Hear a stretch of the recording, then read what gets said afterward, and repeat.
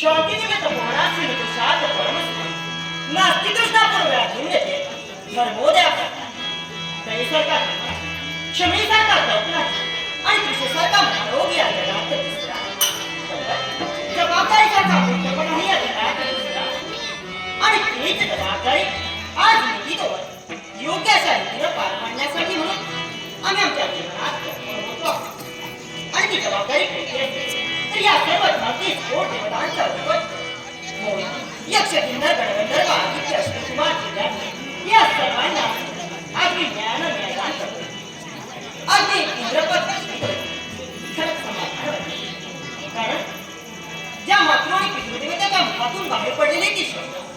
की हे बाळ श्रेष्ठ जीवनात आपली ख्यातिकीर्ती जगविख्यात झाली पाहिजे अगदी त्याच वेळी विचार केला अगदी महर्षी गुरुवर्य यांचा मी मार्गदर्शन घेतले आणि थेट काशीसारख्या पुण्य आणि पवित्र क्षेत्री आरती केली अगदी तिथं जाऊन शतयज्ञाची सांगता आरती केली सोम यागासारखा महान पवित्र याग आमच्याकरवी पूर्ण झाला आणि लक्ष्य आमच्या मित्रासमोर दिसला आणि त्या लक्ष्य प्रकाशाविषयी प्रत्यक्षात रजतप्रमाणे सत्व 3 गुणांनी निर्मित त्रैदेवता आमच्या समोर अगदी त्रैदेवतेला साष्टांग दंडवत आमची ब्रह्मा विष्णू एवढंच नव्हे तर देवतांनी आम्हाला आशीर्वाद दिला पण पुढे काय होईल याची कल्पना आम्हाला माहित नव्हती त्याच वेळी पुष्प विमान आमच्या समोर अगदी त्या पुष्प विमानात आम्हाला आरूढ करण्यात आलं आणि म्हणतोय त्याचा तेच पुष्प विमान थेट स्वर्गापर्यंत नेलं अगदी स्वर्ग सुखात मेरू पर्वताच्या पठांगणावर स्वर्ग नदीच्या काठी होय देवतांची जन्मसभा आणि त्या सभेसमोर 35 पायऱ्या चढून त्या आणि त्या आसनावर आम्हाला विराजित करण्यात आले समोर म्हणतोय ते काय हिरे माणिक मोदकांनी सजविलेला राजगिराच्या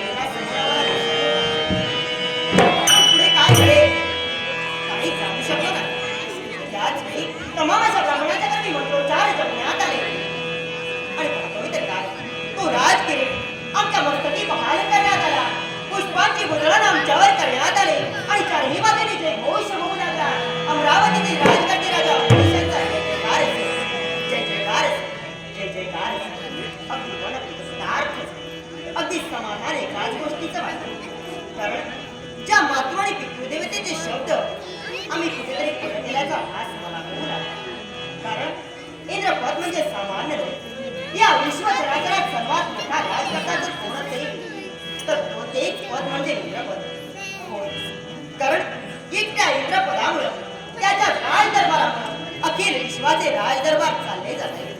या विश्वाचं रहाडगाडगत चाललं जाते अगदी त्याच्या फळ इंद्रदरबारी केला जातो अगदी क्षणमासाने भरलेला 6 मासांचा दरबार क्षणमासचा दरबार त्या क्षणमासच्या दरबारी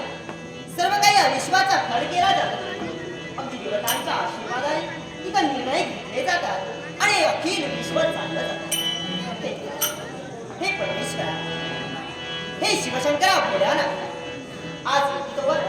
एक निष्ठतेनं एक कालदंडीनतेनं आम्ही तुमची पूर्ती केली अगदी आतापर्यंत जो लेखणी अंशाळी होता हे 3 राजकारणाची सूत्रांनी आणि या सर्व देवतांना आम्ही न्यायदान करतो हे सुख हे समाधान हे ऐश्वर्य आपल्यामुळे असेल देवा तुझा कृपेचा आशीर्वाद सदैव आमच्या पाठीशी असल्या कारणामुळे हे सर्व सुख समाधान आम्हाला प्राप्त एक काल धैर्यतेनं अगदी एक निष्ठतेनं तेव्हा तुझी मी भक्ती केली खरंच समाधान कारण त्या भक्तीला आम्ही गममान झालो